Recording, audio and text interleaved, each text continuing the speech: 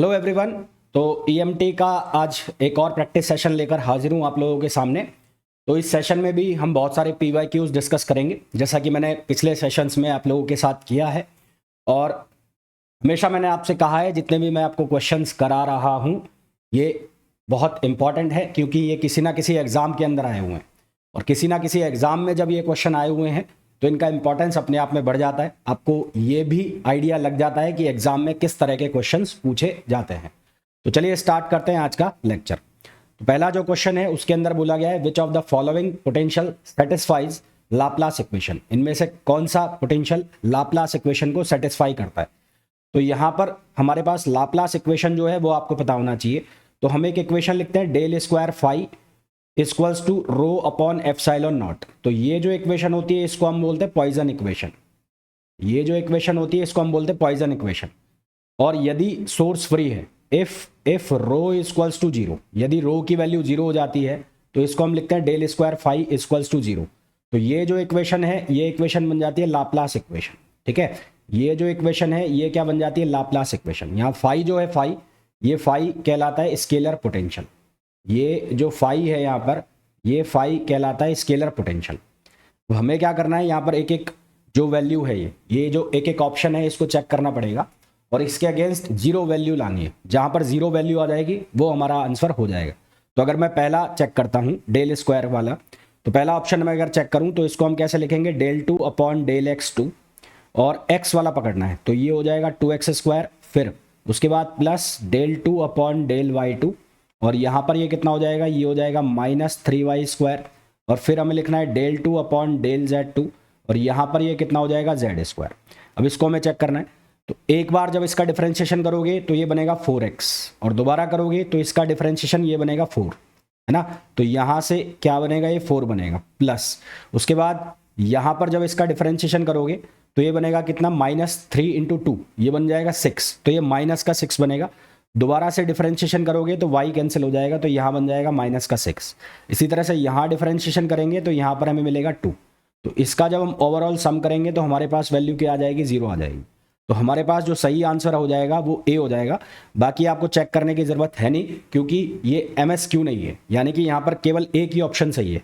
अगर multi select होते तो फिर आपको बाकी ऑप्शंस भी चेक करने पड़ते, पर यहाँ पर केवल एक ही ऑप्शन आपको सेलेक्ट करना है, क्योंकि एक ही करेक्ट आंसर है।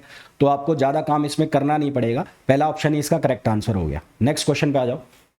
नेक्स्ट क्वेश्चन में बोला है, if the potential field is given by V equals to 2x square y minus 5z, the magnitude of electric field intensity, magnitude निकालना है। तो इलेक्ट्रिक फील्ड और पोटेंशियल के बीच में हमारे पास रिलेशन होता है E equals to gradient of phi. Phi का मतलब पोटेंशियल। तो पोटेंशियल की वैल्यू हमें दी हुई है। अच्छा, एक चीज़ ध्यान रखना, जब भी ग्रेडियंट निकलेगा तो वो हमेशा स्केलर क्वांटिटी का होगा, है ना। ग्रेडियंट जो है वो स्केलर क्वांटिटी का होगा, और जब भी किसी स्केलर क्वांटिटी का ग्रेडियंट होगा तो वो वेक्टर में कन्वर्ट हो जाएगी। यानी कि मेरे कहने का मतलब है कि यहाँ पर ये बन जाएगा minus iota del upon del x. Pi की वैल्यू लिख रहे हैं तो यहाँ पर ये बनेगा 2x स्क्वायर वाई, फिर ये बनेगा -j del upon del y. यहाँ पर y वाला भी लेना है तो ये बन जाएगा 2x स्क्वायर वाई, फिर हमें लेना है z, तो ये बनेगा माइनस माइनस प्लस, ये हो जाएगा k कैप, तो डेल अपॉन डेल z, और ये हो जाएगा 5z। अब इसको पहले आप सॉल्व कर लो। तो यहाँ से जब आप इसको सॉल्व करोगे तो x के रेस्पेक्ट में करोगे तो यहाँ से बनेगा माइनस आयोटा, और ये हो जाएगा 4xy, माइनस आयोटा 4xy, और यहाँ जब इसको आप सॉल्व करोगे तो ये हो जाएगा -j 2x square, -j 2x square, और इसको जब हम सॉल्व करेंगे तो ये बनेगा 5k। क्या बनेगा, 5k बनेगा। ठीक है, उसके बाद हमें इसका मैग्नीट्यूड चाहिए, तो E का मैग्नीट्यूड हमें चाहिए, तो इनका सबका हम स्क्वायर करके लिख देंगे। तो यहाँ बनेगा ये 16x square Y square plus, फिर ये बन जाएगा 4x पावर 4, और प्लस यहाँ ये बन जाएगा 25। अब हमें ये पॉइंट रखना है 1 2 एंड 3, तो E यानी कि मैग्नीट्यूड हमें निकालना है 1 2 3 के ऊपर। तो यहाँ से जब हम इसका आंसर फाइंड आउट करेंगे तो ये बनेगा 16 इंटू 1 स्क्वायर, ये हो जाएगा कितना 2 स्क्वायर प्लस 4, यहाँ से हो जाएगा ये 1 पावर 4 और प्लस 25। तो इसको जब हम सॉल्व करेंगे तो ये बनेगा 16 इंटू 4 प्लस ये बन जाएगा 4 और प्लस 25। तो यहाँ से सिंप्लीफाई किया तो ये बना कितना 64 प्लस 25, तो 64 प्लस 25 हो गया ये 9 और 8, 89 बन गया। तो इसको जब हम सॉल्व करेंगे तो हमारे पास जो आंसर आएगा वो आएगा 9.6 वोल्ट पर मीटर, जो कि आंसर हो जाएगा यहाँ मैंने एक लिखा नहीं है क्या, 64 और ये प्लस 4 भी आएगा, है ना, ये वाला 4 भी आएगा तो प्लस 4 भी लगाए, तो ये हमारे पास आंसर आ जाएगा 9.6। तो सही आंसर हमारे पास आ जाएगा 9.6 वोल्ट पर मीटर, है ना। यहाँ पर देखो वोल्ट भी लिखा है और वोल्ट पर मीटर भी लिखा है, तो आपको यूनिट भी पकड़ के चलना है। तो इलेक्ट्रिक फील्ड की जो यूनिट होगी वो वोल्ट पर मीटर में होगी, तो आंसर हमारे पास आएगा 9.6 वोल्ट पर मीटर। नेक्स्ट क्वेश्चन पे आ जाओ। नेक्स्ट क्वेश्चन में बोला है in a perfect dielectric material a polarisation P equals to 15 K, ये P को लिखा है, P को, तो पोलराइजेशन की वैल्यू है 15 P और डायरेक्शन है इसकी कौन सी, K कैप। तो इसको पहले सिंप्लीफाई कर लो, तो यहाँ से हो जाएगा 15 इंटू 10⁻⁻12 और कूलम पर मीटर स्क्वायर, ये पोलराइजेशन की वैल्यू हो गई। और इलेक्ट्रिक फील्ड जो हमें दिया है वो दिया है 3K कैप और वोल्ट पर मीटर। इलेक्ट्रिकल सस्पेक्टेबिलिटी निकालनी है हमें, तो यहाँ से P की जो वैल्यू है वो बनेगी एप्सिलॉन नॉट E और X, काई का मतलब हो गया इलेक्ट्रिक सस्पेक्टेबिलिटी, तो काई की जो वैल्यू है वो कितनी आ गई, P upon epsilon not E, ये वैल्यू आ गई। अब सिंस K जो है वो किसके बराबर होता है, 1/4 पाई एप्सिलॉन नॉट, तो यहाँ से एप्सिलॉन नॉट की वैल्यू क्या आ जाएगी, एप्सिलॉन नॉट की वैल्यू आ जाएगी 1/4 पाई K। तो यहाँ से हम वैल्यू सब्स्टिट्यूट करेंगे तो ये 4 पाई K और ये हो जाएगा P अपॉन E, ये वैल्यू आ जाएगी। अब 4 पाई, तो 4 इंटू पाई की वैल्यू कितनी है 3.14, K की वैल्यू कितनी रखेंगे 9 इंटू 10⁻9 और P जो P है इसकी वैल्यू कितनी हो गई 15 इंटू 10⁻12, ये वैल्यू हो गई। और इलेक्ट्रिक फील्ड की वैल्यू हमने कितनी रखी, 3 वैल्यू सब्स्टिट्यूट कर दी। तो यहाँ से जब हम इसको सॉल्व करेंगे तो हमारे पास जो आंसर आएगा वो आएगा 0.56, ठीक है। क्या आंसर आएगा 0.56 which is option D. Next question पे आ जाओ। नेक्स्ट क्वेश्चन में बोला है magnetic field due to a vector potential, तो वेक्टर पोटेंशियल की वजह से मैग्नेटिक फील्ड निकालना है। तो ए की जो वैल्यू है वो कितनी हो गई 0, यहाँ से हो गया bx² और ये हो गया 0, ये वेक्टर पोटेंशियल है। पॉइंट हमें दिया है कौन सा 1 0 0, तो हमें ये पता है कि जो b है वो किसके बराबर होता है, वो होता है कर्ल ऑफ ए।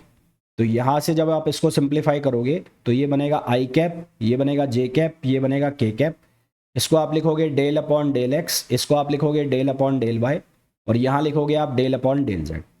a की वैल्यू यहाँ से डाल दो तो ये 0, ये हो जाएगा कितना bx² और ये हो जाएगा कितना 0, ठीक है। अब इसको सिंप्लीफाई करो तो ये बना i कैप, यहाँ से डेल अपॉन डेल y करोगे तो ये 0 बनेगा और इसका करोगे तो ये भी कितना बनेगा 0। फिर माइनस जे कैप जब आप करोगे तो यहाँ से कितना बनेगा 0 और ये भी कितना बनेगा 0। फिर आपको करना है कौन सा k कैप, तो प्लस k कैप आप जब करोगे तो यहाँ से कितना बनेगा, ये बनेगा 2bx, है ना, ये कितना बनेगा 2bx और -0। तो आपके पास जो वैल्यू आएगी b की वो कितनी आएगी 2bx और k कैप। अब आपको पॉइंट दिया है, पॉइंट कितना दिया है 1 0 0, तो एट 1 0 0, तो 1 0 0 यानी कि आपको x की वैल्यू कितनी सब्स्टिट्यूट कर देनी है 1 कर देनी है। तो यहाँ से b वेक्टर की वैल्यू कितनी हो जाएगी, वो हो जाएगी 2b। तो सही आंसर कितना आ जाएगा 2b which is option B. Next question पे आ जाइए। नेक्स्ट क्वेश्चन में बोला है Biot Savart law in vector notation, vector notation में बायो सावर्ट लॉ लिखना है। तो हमारे पास जो लॉ होता है वो होता है μ0 I dl sine theta upon 4 pi r², ये हम लॉ लिखते हैं। तो इसको हमें वेक्टर फॉर्म में लिखना है, तो वेक्टर फॉर्म में कैसे लिखेंगे इसको, μ0 I, यहाँ मैंने लिख दिया dl क्रॉस, इसको मैं लिख रहा हूँ r कैप अगर लिख दूँ, और यहाँ मैंने लिखा कितना 4 पाई r², ठीक है। अब इसको और सिंप्लीफाई r कैप की जगह लिख सकते हैं हम r वेक्टर अपॉन r³।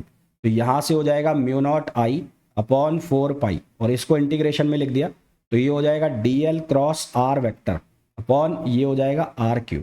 तो यहाँ से आप देखोगे तो सही ऑप्शन जो बन जाएगा वो कौन सा बन जाएगा, डी बन जाएगा। नेक्स्ट क्वेश्चन पे आइए। पॉइजन इक्वेशन, अभी मैंने आपको बताया था पॉइजन इक्वेशन, जब मैंने आपको लाप्लास और पॉइजन के बारे में बताया था, तो सही आंसर हमारे पास क्या हो जाएगा, ए हो जाएगा। उसमें माइनस लगा लेना भाई, यहाँ पर जो पॉइजन इक्वेशन लिखी थी मैंने यहाँ पर माइनस लगा लेना, माइनस, ये माइनस होता है इसमें साथ में। तो ये हमारे पास हो गई Poisson equation. Next for a good conductor skin depth varies, तो स्किन डेप्थ का जो फॉर्मूला होता है वो होता है del equals to √2 upon mu sigma और ओमेगा। सिग्मा जो है वो कंडक्टिविटी हो गई, तो यहाँ से साफ साफ दिख रहा है कि जो डेल है वो कंडक्टिविटी के स्क्वायर रूट के रेसिप्रोकल है, तो स्क्वायर रूट के इन्वर्सली प्रोपोर्शनल है, तो inversely as the square root of conductivity which is option C. तो इसका सही आंसर हो जाएगा। नेक्स्ट क्वेश्चन पे आइए। Lorenz gauge is represented by, तो लॉरेंज गेज को किससे रिप्रेजेंट करते हैं, तो वो क्या होता है del phi upon del t, तो सही आंसर हमारे पास क्या हो जाएगा, सी हो जाएगा। Next, the Poynting vector S is defined as, तो पॉइंटिंग वेक्टर होता है energy per unit time per unit area, इसकी यूनिट भी कई बार आपसे पूछी जाती है, energy per unit time per unit area which is option C. Next question पे आइए। A transmission line whose characteristic impedance a pure resistance, तो एक ट्रांसमिशन लाइन जिसका करेक्टरिस्टिक इम्पिडेंस एक प्योर रेजिस्टेंस होता है is always a distortion less line होती है, ठीक है, is always a distortion less line. Distortion less line होता क्या है, हमारे पास जो करेक्टरिस्टिक इम्पिडेंस है उसका फॉर्मूला होता है Z0 equals to beta plus j का मतलब है iota omega L upon G plus j omega C. अब फॉर प्योर रेजिस्टेंस, तो फॉर प्योर रेजिस्टेंस तो प्योर रेजिस्टेंस का अगर हम केस लगाएं तो इस केस में हमारे पास बीटा की वैल्यू हो जाती है 0 और जी की वैल्यू भी हो जाती है 0, तो फॉर्मूला हमारे पास बन जाता है √L अपॉन सी, तो ये फॉर्मूला हमारे पास बन जाता है विच इज ऑप्शन बी। तो जब भी हमें पूछा जाए ट्रांसमिशन लाइन जिसका करेक्टरिस्टिक इम्पिडेंस प्योर रेजिस्टेंस के केस है, तो वो हमेशा क्या होगी, डिस्टॉर्शन लेस लाइन होगी, यानी कि सही आंसर हमारे पास क्या आ जाएगा, बी आ जाएगा। नेक्स्ट क्वेश्चन पे आइए। The velocity factor of a transmission line, तो velocity factor of transmission line जो है उसको लिखा जाता है 1/b इक्वल्स टू 1/ε r और म्यू आर, ठीक है। म्यू आर की जो वैल्यू है वो ली जाती है 1, तो म्यू आर की वैल्यू 1 ली जाती है, तो यहाँ से v जो है वो किसके इक्वल हो जाता है, 1/√ε r। एप्सिलॉन आर जो होता है वो होता है डाइलेक्ट्रिक कांस्टेंट। क्या होता है, डाइलेक्ट्रिक कांस्टेंट। तो वेलोसिटी फैक्टर जो है वो डिपेंड कर जाता है ट्रांसमिशन लाइन का किसके ऊपर, dielectric constant of material used. तो हमारे पास जो सही आंसर है वो क्या आ जाएगा, डाइलेक्ट्रिक कांस्टेंट, ए ऑप्शन आ जाएगा। नेक्स्ट क्वेश्चन पे आइए। v इक्वल्स टू -4π ρ, ये कौन सी इक्वेशन लिखी हुई है, तो ये जो इक्वेशन है ये कौन सी है, पॉइजन इक्वेशन लिखी हुई है। कौन सी इक्वेशन लिखी हुई है, पॉइजन इक्वेशन लिखी हुई है। नेक्स्ट क्वेश्चन पे आइए। A point charge q is at a distance d from a conducting plane, the energy required to move the charge to infinite away from the plane. अब यहाँ पर इमेज चार्ज थ्योरी लगेगी, तो boundary condition लगाएं, तो boundary condition में सबसे पहले प्लेन के ऊपर किसी भी पॉइंट पर जो नेट पोटेंशियल है उसकी वैल्यू 0 कर देते हैं। तो हमें एक तो चार्ज दिया है q और डिस्टेंस d पर है, और point charge q is at distance d from a conducting plane, the energy required to move the charge to infinitely away from the plane. तो हमने एक डिस्टेंस ले ली x और उस डिस्टेंस x पर पोटेंशियल हम निकाल लेते हैं, तो हमने लिखा q prime is upon 4πε0 x plus इसको हमने लिखा q upon 4πε0 d equals to 0। तो यहाँ से हमारे पास रिलेशन आएगा q prime equals to -q और ये बन जाएगा x अपॉन d, ये रिलेशन बन जाएगा। जिस तरह से हमने लिखा है पोटेंशियल को, ये पोटेंशियल लिखा हुआ है पोटेंशियल, इसी तरह से यहाँ पर हम लिखेंगे इलेक्ट्रिक फील्ड, तो इलेक्ट्रिक फील्ड जो है वो भी क्या बनेगा, 0 बनेगा। इलेक्ट्रिक फील्ड जो है नेट इलेक्ट्रिकल फील्ड वो भी क्या बनेगा, 0 बनेगा। तो उसके लिए इलेक्ट्रिक फील्ड के लिए हम क्या लिखेंगे, q prime upon 4πε0 x square plus D square, x square plus D square, p ले लेते हैं p, है ना, x square plus p square, और ये पावर कितनी हो गई 1/2 यहाँ से, और इसी तरह से दूसरे पॉइंट के लिए प्लस लगाएंगे तो ये बनेगा q अपॉन ये हो जाएगा 4πε0 और ये बन जाएगा D square plus P square, और ये पावर 1/2 इक्वल्स टू 0, यहाँ पर 1/2 लिखा हुआ है ना। तो इसको जब हम सिंप्लीफाई करेंगे इसको, तो यहाँ से हमारे पास एक रिलेशन बनेगा x इक्वल्स टू डी। तो हमें क्या करना है, यहाँ पर x की वैल्यू d डालनी है यहाँ पर, ठीक है। यहाँ पर x की वैल्यू हमें क्या डालनी है, d डालनी है। तो q प्राइम इक्वल्स टू क्या लिखा हुआ है, minus Q x upon D लिखा हुआ है। तो यहाँ x की वैल्यू d डालो, तो ये minus Q D upon D, तो d से d कैंसिल हो गया, आंसर हमारे पास आ जाएगा माइनस क्यू। इमेज चार्ज से क्या है, तो यहाँ पर ऑप्शन आपको करेक्ट करना पड़ेगा, इसमें से डी हटा लो, तो सही आंसर हमारे पास क्या आ जाएगा, डी आ जाएगा, डी। नेक्स्ट क्वेश्चन पे आ जाओ। द पॉइंटिंग थ्योरम जो है वो कंजर्व करती है किसको, एनर्जी को, तो एनर्जी कंजर्वेशन के ऊपर बेस्ड होती है Poynting theorem. Next question, a uniform current I is flowing along the surface of a hollow conducting cylinder. अब होलो कंडक्टिंग सिलेंडर के लिए अगर मैं मैग्नेटिक फील्ड की वैल्यू लिखता हूँ, होलो कंडक्टिंग सिलेंडर, होलो कंडक्टिंग सिलेंडर के लिए अगर मैं मैग्नेटिक फील्ड की वैल्यू लिखता हूँ, तो ये बनेगा B इक्वल्स टू 0, और ये कब, R लेस देन R के लिए। B की वैल्यू बनेगी म्यू नॉट I अपॉन, ये बनेगा 2 पाई R, ये कब बनेगा, जब R इक्वल्स टू R होगा। और B की value mu naught I upon 2 pi small r, ये कब बनेगा, जब R ग्रेटर देन R होगा। तो हमें पूछा है cylinder of radius a parallel to its axis, the magnetic induction inside the cylinder. तो इनसाइड द सिलेंडर कितना आएगा, 0 आएगा। तो हमारे पास जो मैग्नेटिक फील्ड है इसका वो कितना हो जाएगा, 0 हो जाएगा। नेक्स्ट क्वेश्चन पे आइए। Next question, an electromagnetic wave is to pass through an interface separating two medias having dielectric constant epsilon 1 equals to epsilon 2 और एप्सिलॉन 1 इक्वल्स टू 4 एप्सिलॉन 2 भी दिया हुआ है। तो wave will be totally reflect, ऐसा question इसके पहले वाले लेक्चर में भी मैंने आपको कराया था। तो वहाँ पर मैंने लिखा था sine theta I upon sine theta R equals to, ये क्या बनेगा, ये बनेगा एप्सिलॉन 2 अपॉन एप्सिलॉन 1, ठीक है। अब for total internal reflection TIC, जो थीटा आर है उसकी वैल्यू होती है 90 डिग्री। तो यहाँ से क्या लिखोगे, यहाँ से लिखोगे साइन थीटा आई अपॉन ये क्या लिखा जाएगा, साइन 90 डिग्री इक्वल्स टू, हमें गिवन है एप्सिलॉन 1 इक्वल्स टू 4 एप्सिलॉन 2। तो 4 एप्सिलॉन 2 मैंने यहाँ रख दिया, तो ये कैंसिल हो गया, यहाँ से वैल्यू आई 1/2। तो साइन थीटा आई, साइन 90 डिग्री कितना हो गया, 1 हो गया, तो ये हो गया 1/2। तो यहाँ से थीटा आई की जो वैल्यू है वो कितनी आ गई, 30 डिग्री आ गई। तो हमारे पास जो सही आंसर है वो कितना आ गया, 30 डिग्री। नेक्स्ट क्वेश्चन पे आओ। In the case of field of arbitrary moving charge the magnetic field vector, ये मैंने आपको पहले भी बताया ये फॉर्मूला। इसके पहले जब मैंने आपको मैग्नेटिक फील्ड की डायरेक्शन निकाल के बताई थी तो ऐसे बताया था, K cap cross E vector upon C. यहाँ जो के कैप होता है ये होता है direction of wave propagation, direction of propagation of wave, direction of propagation of wave, ठीक है। तो यहाँ पर इसको n की जगह किससे लिख दिया, k से लिख दिया। तो हमारे पास सही आंसर क्या हो जाएगा, इसका B हो जाएगा। नेक्स्ट क्वेश्चन पे आ जाइए। नेक्स्ट क्वेश्चन में बोला है an electromagnetic wave in free space has a wavelength of 0.20 metre. When this wave enters in a perfect dielectric mu r equals to 1, its velocity becomes 2 × 10⁸ metre per second, its wavelength in the dielectric will be. तो हमारे पास जो frequency का formula है F equals to C by lambda. तो C lambda, lambda की value कितनी हो गई, 0.20 मीटर, ये वैल्यू आ गई।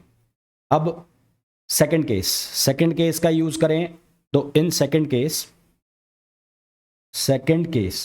तो सेकंड केस में हमारे पास लैम्डा इक्वल्स टू क्या बनेगा, V/F। तो यहाँ से लैम्डा V की वैल्यू हमारे पास कितनी है, 2 × 10⁸, तो ये हो जाएगा 2 × 10⁸। F की वैल्यू कितनी हो गई, C/0.20।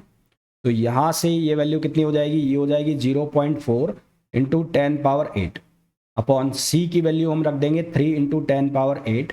तो ये 10⁸ से 10⁸ कैंसिल, तो लैम्डा की वैल्यू कितनी हो गई, 0.4/3। तो यहाँ से हम इसको सिंप्लीफाई करेंगे तो हमारे पास वैल्यू बनेगी 0.13 मीटर। तो आंसर जो हमारे पास आ जाएगा वो कितना आएगा, 0.13 मीटर। नेक्स्ट क्वेश्चन पे आइए। नेक्स्ट क्वेश्चन में बोला है a current carrying loop lying in the plane of paper is in the shape of equilateral triangle of side A.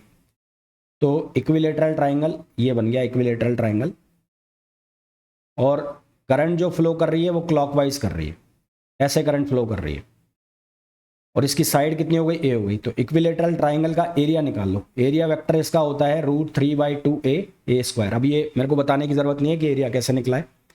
Area निकालना है तो ये मैं बता देता हूँ, चलो थोड़ा सा हिंट दे देता हूँ। यहाँ 60 डिग्री, यहाँ 60 डिग्री, इसका परपेंडिकुलर निकाल लो ऐसे, और परपेंडिकुलर निकालने के बाद ट्राइंगल का जो एरिया होता है हाफ बेस इंटू हाइट, उस फॉर्मूला से इसका एरिया निकलेगा। तो वो कितना आ जाएगा, √3/2a²। हमें निकालना है, क्या निकालना है, हमें निकालना है मैग्नेटिक मोमेंट। तो मैग्नेटिक मोमेंट जो है वो किसके बराबर होता है, I×A, I×A। तो इसका जो एरिया है, एरिया वेक्टर, वो किधर की तरफ जा रहा होगा, अंदर की तरफ। तो I×A ऐसे घुमा दो, I×A। तो मैग्नेटिक जो मोमेंट है वो किधर की तरफ जा रहा है, अंदर की तरफ, और अंदर की तरफ जा रहा है तो उसको हमने ले लिया -K। तो यहाँ से I की वैल्यू एज इट इज, और एरिया वेक्टर रख दो 3/2a², और ये हो गया k कैप। तो हमारे पास जो आंसर आ गया वो आ गया √3/2a² I k which is option D. तो ऑप्शन डी इसका करेक्ट आंसर हो गया। नेक्स्ट क्वेश्चन पे आइए। नेक्स्ट क्वेश्चन में बोला है, in an inertial frame of reference it is found that the electric field E(r,T) and the magnetic field B(r,T) are perpendicular to each other at all points E(r,T), B(r,T) is equals to 0 if the field observed in some other Lorentz frame of reference are denoted by E(r,T) and B(r,T). तो इनमें से सही option कौन सा है?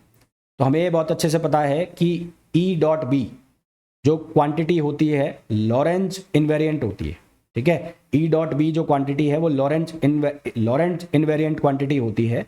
तो E.B जो है वो सेम रहेगा, क्या रहेगा, सेम, क्योंकि वो इनवेरिएंट है तो वो सेम रहेगा। तो यदि उसको हम डिफरेंट जो इनर्शियल फ्रेम में भी काउंट करते हैं तो वहाँ पर भी E'.B' जो है वो हमेशा क्या आएगा, 0 आएगा। तो E'.B' हमेशा क्या आएगा, 0 आएगा। तो मैं यहाँ लिख देता हूँ, since we know that